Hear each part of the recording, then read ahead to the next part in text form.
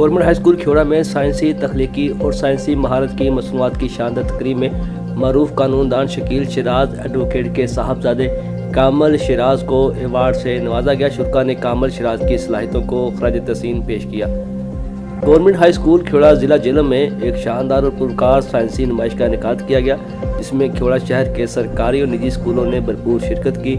नुमाइश में मरूफ कानूनदान शकील शिराज, साबिक सीनियर नायब सदर बार एसोसिएशन के साहबजादे कामल शिराज ने साइंस और टेक्नोलॉजी से मुतल्लिक जदीद मॉडल पेश किए, जिनके इतराफ़ में कामल शिराज और दीगर तलबा की हौसला अफजाई के लिए एवार्ड से नवाजा गया। साइंसी नुमाइश तालिब इल्मों की हौसला अफजाई का बुनियादी मकसद तलबा में साइंसी और अमली तजुर्बात का शौक़ बेदार करना है, ताकि तालिब इल्म को तहकीक, मुशाहिदा और तख्लीकी सोच को फ़रोग़ देना है।